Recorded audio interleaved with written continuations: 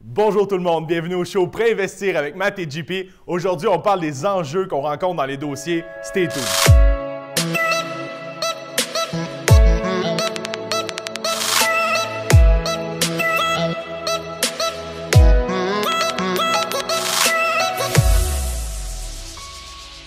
Bonjour tout le monde, bienvenue au show Pré-investir avec Matt et JP. Salut Matt. Salut JP. Ça va bien? Yes, ça va très La bien. dernière fois qu'on s'est parlé, il y a pas mal de choses qui sont passées depuis ce temps-là. Ouais. Donc on va parler un petit peu de nos dossiers, des bons coups qu'on a faits dernièrement, avant de rentrer dans le vif du sujet. Donc Matt, peut-être nous partager un des bons dossiers que tu as fait. Oui, dernièrement, j'ai fait un parc pour un total de 154 portes à Québec. Ça s'est super bien passé. Quelques points à défendre avec la CHL, mais somme toute, ça a bien été. Là. Donc, je te dirais que c'est un bon coup, un bon parc à Québec, plusieurs immeubles avec ces clients-là. Donc, vraiment, c'est bien. Puis toi, JP? De mon côté, un gros parc à Amos. Donc PMML est partout en Abitibi, même en Abitibi. Donc un gros parc à Amos, une 150aine de portes environ. Approuvé SCHL la semaine passée. On est rendu à la banque. On va aller chez le notaire dans quelques jours. Donc, c'est un très gros coup. Plusieurs petits enjeux. Évidemment, quand on a des gros parcs comme ça, il y a plusieurs questions. Puis tant qu'avoir mis la table là-dessus, JP, là, on peut en parler un peu. Là, les délais s'améliorent. Hein. Je pense que là, les gens un peu paniquaient un peu sur les délais CHL actuellement.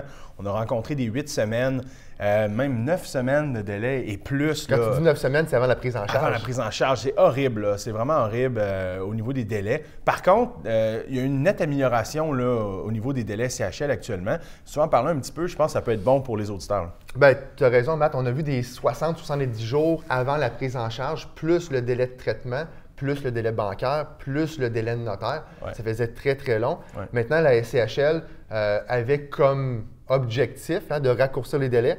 Ils ont pris le taureau par les cornes, ils ont engagé des personnes supplémentaires, des souscripteurs de plus. Donc, ce que je vois présentement dans mes dossiers, en refinancement, on est autour de 40 jours de prise en charge. En achat un petit peu plus court. Ce qu'on apprend, c'est qu'ils ont créé un département pour les achats. Ce qui est une très bonne chose en soi parce qu'un enjeu principal quand on fait un achat, c'est bien les délais du financement. C'est souvent là que ça clash avec les vendeurs. Donc, je trouve que la SCHL a fait quelque chose de très bien en autorisant un département comme ça pour prioriser ces dossiers-là qui vont éventuellement se financer. Là. Donc, vraiment. Puis, au-delà des délais, je trouve, ça a souvent été le cas, mais encore plus, c'est marqué, je ne sais pas s'il y a une directive différente, mais les souscripteurs et souscriptrices discutent vraiment avec nous. Ouais. Prennent le temps de nous contacter s'ils ont des questions. Des fois, ils n'ont pas de questions, la brochure est complète du premier coup. Mais quand ils ont des questions, ils nous contactent, ils sont prêts à nous écouter. C'est quoi les comparables que tu as pris? C'est quoi le coût par logement dans tes comparables? C'est quoi le TGA? Comment ça tu le présentes à ça? Comment tu le défends à ce niveau-là? Au lieu de dire c'est comme ça, on approuve ça. Non, ils sont prêts à discuter puis voir le montant de financement. Vraiment. Puis c'est intéressant pour les clients parce qu'on a une ligne directrice qu'on peut présenter puis dire regarde, on s'en va là, on s'attend à voir ça. Voici, à l'interne chez PMML, on a des comparables aussi, hein, ça l'aide. Un groupe de courtiers immobiliers qui travaillent à côté de toi, là, c'est assez facile de dire les vendus, les TGA, les MRB. MRN, donc vraiment, c'est bien. Tu mets la table toujours de bonne main, JP. On s'en allait justement sur ce sujet-là. Les enjeux qu'on peut rencontrer dans un dossier de financement, que ce soit SCHL conventionnel. Je sais qu'on parle beaucoup de SCHL, mais présentement, c'est pas mal là que ça bouge beaucoup. Là, les taux sont tellement bons. Parle-moi donc des taux un petit peu. Les taux ont vraiment baissé. Donc, ce qui arrivait avant COVID, on fait souvent la comparaison avant COVID, après COVID, puis en fait, on n'est même pas encore après COVID, là. Mais avant COVID, le taux de qualification était hyper important. On était limité par le ratio de couverture de dette. On le sait, 7 logements et plus et 1,3 à la SCHL. Présentement, ce n'est pas ça qui se passe. Les taux sont tellement bas que le ratio de couverture de dette est facile à rencontrer. Le taux de qualification est moins élevé, donc on a d'autres enjeux dans des dossiers. Je mets un bémol là-dessus. Nous, on a cet enjeu-là. On n'a pas cet enjeu-là parce qu'au final, on choisit une taux de qualification. Donc, j'ai soumis des dossiers à 1,90, 1,4. En taux de qualification. Revient de taux de qualification, pas le taux contractuel, le taux de qualification. Il y a des prêteurs qui ont gardé main mise là-dessus puis ils disent, regarde, nous, on est encore à 2,5, même si les taux sont rendus en dessous vraiment du marché. Donc, l'avantage vraiment de choisir le taux de qualification est incroyable. Maintenant, là, une fois qu'on est rendu là, il y a des enjeux qu'on va rencontrer dans le dossier quand même. On se fait bloquer par autre chose que le ratio de couverture de dette. On se fait bloquer par le coût par logement. On se fait bloquer par le TGA pour les immeubles de 12 et plus. On se fait bloquer par le MRB, multiplicateur de revenus bruts. Tu peux le dire, hein, le MRB, je pense que tu y allais, là, mais c'est entre 6 et 11. Entre 7 et 11. C'est ça, 7 et 11 qu'on va rencontrer cette problématique-là. 5 et 6, ça va être plus au niveau du rapport d'évaluation, pardonnez-moi. Donc vraiment, 7 et 11, on va rencontrer la problématique du MRB et toujours le coût par logement. Peu importe si on est de 5 jusqu'à 150, le coût par logement est très important, effectivement. C'est très important. Et selon la région, on ne pourra pas faire aujourd'hui vous dire c'est quoi le TGA dans chaque région, mais selon chaque région, le TGA est différent, non seulement par région, mais par dossier. Donc, c'est une étude globale que la SCHL ou les banques font. Puis, selon le type de dossier, ils vont autoriser un coût par logement peut-être plus élevé pour un immeuble, moins élevé pour l'autre. Je donne un exemple. Un immeuble qui a été entièrement rénové, des 5,5 de 1400 pieds carrés, versus un autre immeuble à côté, 5,5 de 1000 pieds carrés pas rénové, c'est normal que le coût par logement va être différent. C'est pas nécessairement l'âge de l'immeuble qui va déterminer le coût par logement, c'est l'entretien de cet immeuble-là, les rénovations qui ont été effectuées. Est-ce que, tu sais, on va pouvoir défendre, puis on va y arriver, mais on va pouvoir défendre un TGA plus agressif pour un immeuble rénové, un immeuble haut de gamme. Donc, ce qu'on dit, ce qu'on embarque là, exactement là, c'est ça dépend du dossier. C'est vrai, c'est plate de dire ça dépend du dossier. J'aimerais ça vous dire c'est 4,5, c'est comme ça que ça fonctionne, mais c'est pas vraiment comme ça. L'emprunteur peut jouer aussi, l'immeuble, l'état de l'immeuble. Il y a vraiment beaucoup de choses qu'on doit regarder dans un dossier. Exactement. Donc, on va vous donner des choses concrètes aujourd'hui. Donc, on n'est pas juste venu vous donner les grandes lignes, mais des choses concrètes. Les taux d'intérêt. Les taux d'intérêt SCHL, c'est rare qu'on le fait, mais là, aujourd'hui, on le fait. Le plus bas… En date du 21, JP. 21 octobre. 21 octobre, c'est Donc, important. les taux SCHL, 1 million et plus, on est à 1,54 en date d'aujourd'hui. Conventionnel, on peut avoir du 1 an à 1,89. On peut avoir du 5 ans fixe à 2,29. Donc, vous voyez, là, ça reste historiquement bas, les taux d'intérêt. Là, on a parlé de 1 million et plus. Mais il faut dire une chose, hein. Puis là, encore là, moi, je suis là pour faire des disclaimers aujourd'hui, JP, c'est ce que je fais. Les taux, c'est pas tout, OK? C'est important. Si on achète un buy and hold, donc on achète, on détient, le taux va être quelque chose de très important à regarder. Mais pour quelqu'un qui bouge beaucoup, c'est beaucoup aussi les enjeux que la banque va nous donner au niveau des retraits d'équité, ça peut être au niveau des conditions spéciales, des assurances. Donc, tu sais, c'est un peu un melting pot de tout ça qu'il faut regarder. Mais effectivement, les taux sont historiquement bas actuellement, puis c'est le temps de passer à l'action. Puis, si on parle de près de 2 millions, 3 millions, on est plus bas que ça là, dans la SCHL. Je dis 1,54. C'est la strate, là, 1 million, 1,5, 2 millions. Au-dessus de ça, on peut aller encore plus bas. Donc, chaque dossier mérite d'être vu, d'être consulté. Comparez pas deux offres sans avoir tous les paramètres. Ça m'amène à quelque chose, JP. C'était pas prévu, je te le dis tout de suite, je le sors là. Mais il y a beaucoup de gens qui m'envoient leur portfolio, puis ils disent « Mathias, mes immeubles, qu'est-ce que tu en penses? Je ne suis pas à échéance exactement sur tous mes immeubles, mais peux-tu me faire un calcul global? » Puis si on regarde le ratio de couverture globale des immeubles, qui sont à des taux à 2,6, 3 2,8, puis qu'on en reprend quelques-uns, puis on les fixe à des taux 5 ans ou 10 ans avec la SCHL comme ça, bien, ça peut changer la rentabilité d'un parc complet. Donc ça, c'est que les gens oublient ça un petit peu. Ils disent « Ah, il vient un renouvellement l'année prochaine. » Oui, mais attends, calculons le coût d'opportunité. Même si tu as une pénalité, bien, au final, ça peut valoir la peine quand même de signer un taux plus bas. Donc, je n'étais pas prévu, mais je le dis quand même parce que je l'ai vécu dans un dossier puis ça m'est revenu. Donc, regardez le parc global que vous avez. Matt, c'est un bon point, puis on pourrait quasiment faire un épisode juste là-dessus. J'ai souvent la discussion, mais dans un an, je vais refinancer, on fait renouveler. Ça vaut-tu la peine? J'ai une pénalité de 45 000 $. Mais peut-être que ça vaut la peine. Ne faites pas juste dire non à cette pénalité-là. Analysons le dossier au complet. Imaginons qu'on ne le fait pas. Le coût d'opportunité peut coûter cher si tu n'achètes pas un autre immeuble entre-temps. Exact. Les taux d'intérêt vont peut-être monter, on ne le sait pas. Donc, peut-être que du 1,54, on n'aura plus ça avant très longtemps. Peut-être pas non plus. On n'a pas de boule de cristal. Il y a plein de choses à analyser. Donc, c'est un excellent point, Mathias. J'aimerais ça, Matt, que tu nous parles. Là, j'ai parlé des taux d'intérêt. J'étais assez précis dans les taux d'intérêt qu'on peut avoir maintenant. Parle-nous, Matt, des TGA qu'on peut retrouver selon les secteurs. Puis encore une fois, on l'a dit tantôt, chaque dossier est différent, mais donne-nous les grandes lignes des TGA. Tu sais, présentement, actuellement, les TGA, dans le neuf, là, à Montréal, on peut rencontrer du 4,3 là, dans des tours intéressantes en béton ou des tours bois et briques qui sont en bonne shape, style qualité condo. Couronne, on va rencontrer aussi des taux entre 4,5 4,8, dépendamment de la qualité des logements. Fait que quand même, on est en dessous du 5 %. J'ai beaucoup des questions à propos de ça. c'est sûr que si votre immeuble n'est pas rénové, il n'y a pas eu d'entretien, on ne pourra pas essayer de négocier un taux un TGA à 4,5, 4,6, c'est impossible. Mais par contre, on peut l'essayer. On peut défendre le dossier avec la SCHL et dire, regarde, voici l'immeuble, voici pourquoi je te recommande ça. Maintenant, toi, tu arrives à où? Puis on trouve un terrain d'entente. C'est exactement ce qui s'est passé dans mon dossier ici à Québec pour mon 150 logements. J'ai soumis un TGA un petit peu plus agressif, mettons.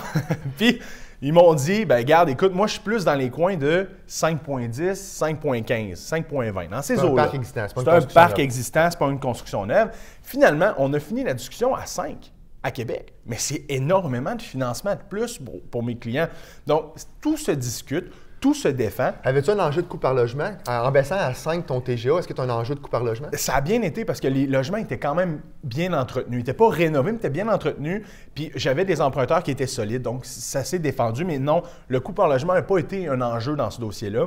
C'était vraiment au niveau du TGA j'ai débattu pendant 2 jours avec la souscriptrice. J'ai montré nos comparables à l'interne. J'ai dit, regarde, il s'est vendu tel immeuble dans le secteur. Voici pourquoi je te recommande 4,8, c'est ce que je voulais au départ. Mais on a fini la discussion en 5, puis c'était vraiment bien. JP, si tu peux me parler un peu plus des TGA, mettons, là, j'en ai parlé un petit peu Montréal, Couronne.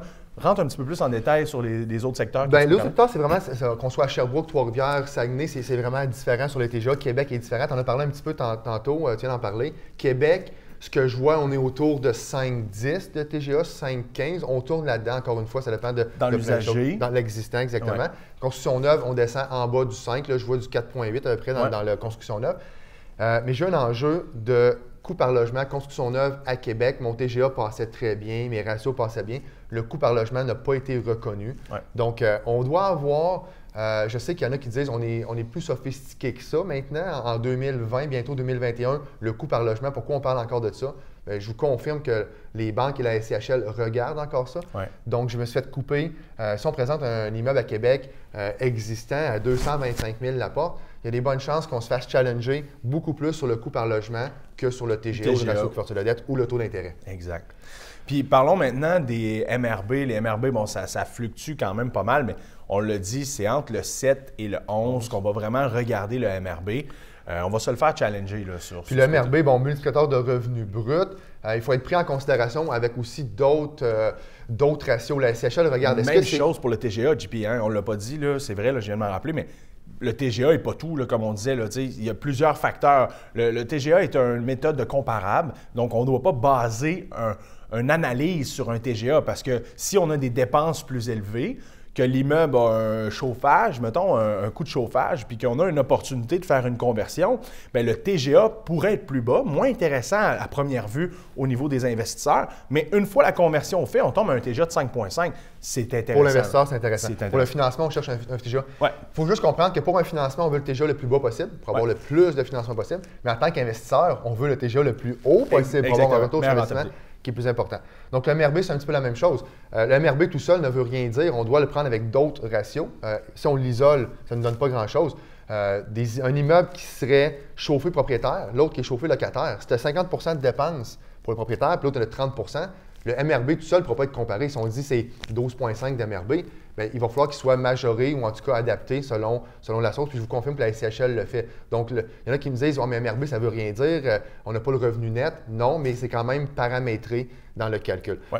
On ne l'a peut-être pas dit tantôt. C'est quoi le MRN? Le TGA, excuse-moi? Le TGA, c'est l'inverse du MRN, tout simplement. Donc, ici, on a un MRN de 20, on a un TGA de 5.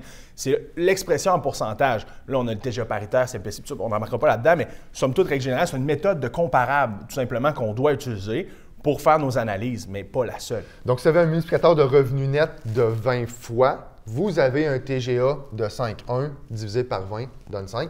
Donc, en pourcentage, 5 Donc, c'est ça le TGA qu'on parle, taux global d'actualisation, qu'on parle à toutes les sauces maintenant. C'est ça qui signifie le TGA. Comment tu vois la suite des choses? On a beaucoup parlé de la SCHL, parce qu'on fait beaucoup de dossiers SCHL, on en fait aussi en conventionnel. On fera peut-être une capsule un jour sur le conventionnel. Comment tu vois un peu la suite des choses, Matt, en SCHL? Les taux, penses-tu qu'ils vont rester bas? Ça, c'est une question à 1 million. Là. Ouais. Mais penses-tu qu'ils vont rester bas? Les délais, comment on a parlé, mais est-ce que tu penses qu'ils vont rester bas? Les approbations, est-ce que ça va être de plus en plus sophistiqué? Ou? À mon avis, les taux, ça c'est mon avis personnel. On n'a pas de boule de cristal, les taux changent à tous les jours, on ne peut pas le dire. Moi, je pense que les taux sont là encore pour rester bas un certain temps. Il faut aider un peu l'économie actuellement.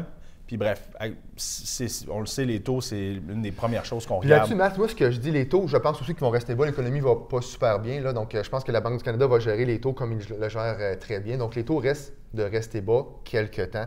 Mais là, si on passe de 1,54 à 1,85. C'est plate. C'est plate, c'est 0,3 de hausse. Ouais. Ça reste bas, là. C'est très bas. 1,85, ça reste très bas. C'est dans la tête des investisseurs. J'ai closé des dossiers à 1,55, 1,54. Puis là, ces gens-là, ils disent « Tabarouette, c'est bon! » Puis là, avec certains prêteurs, on est capable de fixer le taux un peu d'avance. Donc, on fait le dépôt de bonne foi, on envoie la lettre signée, la lettre d'engagement signée. Puis là, on est en position de fixer le taux. Donc, et là, à tous les jours, j'envoyais mon coût des fonds, mon taux à mes clients. Puis là, il y avait une variation, mettons, de 0,8. À 0,08, c'était plus haut. Les clients disaient hey, « je ne veux pas fixer ça à 0,08 plus haut, mais ça reste quand même un très bon taux, là, c'est incroyable. » Mais tu sais, on s'adapte rapidement. On prend souvent pour acquis, les taux sont super bons. S'ils augmentent à 1,7, c'est pas bon. Mais au final, si ça augmente à 1,8, c'est encore le temps de passer à l'action. Ouais. Puis même à 2 là. Parce que je n'ai pas prévu ça, je n'ai pas sorti les taux, mais si on parle avant COVID, encore une fois, un prêt de 1 million, de mémoire d'homme, on était autour du 2,7 à peu près, là, le taux d'intérêt, si je me souviens bien. Ouais. On est rendu à 1,54. Donc, ça a vraiment baissé. Même si ça remonte un petit peu, ça reste bas quand même. Est-ce qu'ils vont revenir au taux de 2,7 demain matin? Je pense pas. Je n'ai pas de boule de cristal, mais encore une fois, je pense que ça va prendre du temps. Il va falloir que les bases soient plus solides que ça. Puis pour finaliser ta question, JP, tu me disais où tu vois ça s'en aller avec la SCHL. Moi, je pense que les délais sont là pour continuer à diminuer. Je pense qu'ils ont engagé une nouvelle personne. Ils veulent sortir les dossiers. Ils veulent que ça avance. Donc, je pense qu'on va garder des délais toujours dans les 30-40 jours, à mon avis. Puis, on va être obligé, effectivement, de débattre peut-être un peu plus les TGA, les MRB, les coûts par logement. Et c'est là que ça devient important d'avoir un professionnel dans le dossier qui peut défendre votre dossier. Puis, je donne rapidement un exemple. Je nommerai pas la caisse ou la banque, mettons. Puis, il y a une offre qui a été faite à mon client à un certain taux, et le taux contractuel que le prêteur offrait était mon taux de qualification. Donc, moi, j'ai qualifié le dossier au taux contractuel que le prêteur a offert à mon client.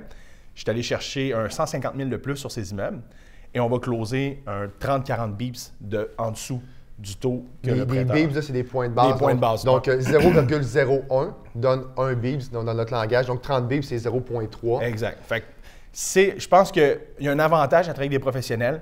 Je pense qu'on peut justifier des valeurs qui sont plus hautes, avoir des meilleurs taux, puis on n'est pas fixé avec un seul prêteur. En date d'aujourd'hui, ça, c'est un de nos prêteurs qui est très bon. Demain matin, s'il arrive quoi que ce soit, ce prêteur-là augmente ses taux.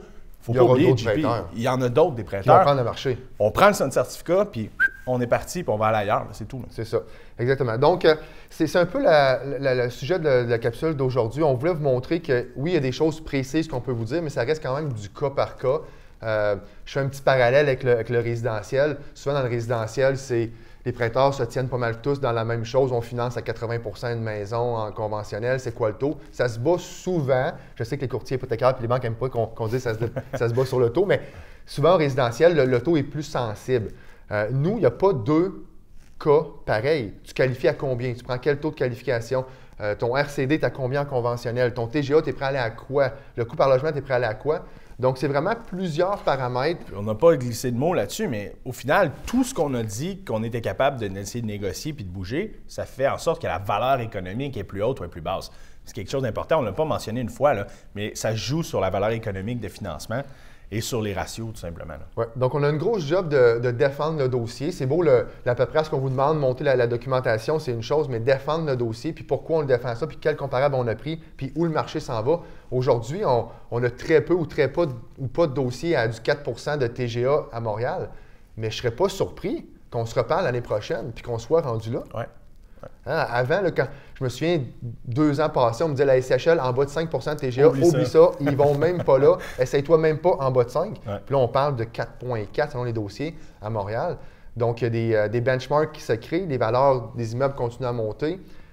Donc, le marché est en mouvement, comme un peu tout aujourd'hui de ce qui se passe. Donc, le marché immobilier et hypothécaire est vraiment en constante évolution. Ouais. C'est important de nous appeler, puis chaque chose mérite d'être expliquée. Donc, prenez pas Mon voisin il a eu ça, je veux ça. Ça se peut que vous ayez mieux, moins bien, différent.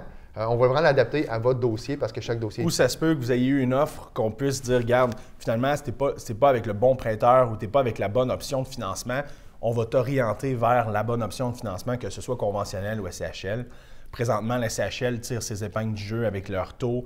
Ils sont parlables, ils sont ouverts à avoir des comparables, à négocier puis à avoir des recommandations, hein, parce que nous, on appelle ça négocier, mais c'est des recommandations. C'est le mot-clé. Hein? Ouais, quelles recommandations qu'on fait? Quelles recommandations que le courtier va faire. Donc, c'est intéressant de voir dire le souscripteur qui m'appelle, il me dit Mathias, j'aimerais avoir ta recommandation là-dessus. Moi, j'arrive plus à ça. Parfait, voici mes enjeux, voici mes comparables. Et moi, je te fais cette recommandation-là. Je donne un exemple, puis on va finir là-dessus. J'avais une fiducie d'un client qu'on ne voulait pas mettre en garantie, puis on avait en caution, puis on avait des emprunteurs qui étaient hyper solides, médecins, avocats, tout ça, donc on avait des bons salaires. Donc j'ai réussi à dire à la SCHL, regarde, moi je recommande qu'on ne prenne pas la fiducie, voici pourquoi, boum, boum, boum, voici mes points, et ils ne l'ont pas pris. Donc tout est négociable, tout est parlable. On ne peut pas le garantir au départ, mais quand même. Donc, pour conclure. Bien, merci d'avoir regardé la capsule, partagé, posé des questions, posé des commentaires. À chaque épisode qu'on fait, on a des questions. On aime ça, interagir avec vous. Donc, n'hésitez pas, puis soyez assurés qu'on répondra, que ce soit Mathias, que ce soit moi, que ce soit les deux. Posez la question dans la vidéo. On vous répondra. Si vous mettez votre courriel, on vous répondra en privé s'il faut. Donc, ça nous fera plaisir. On se dit à une prochaine fois.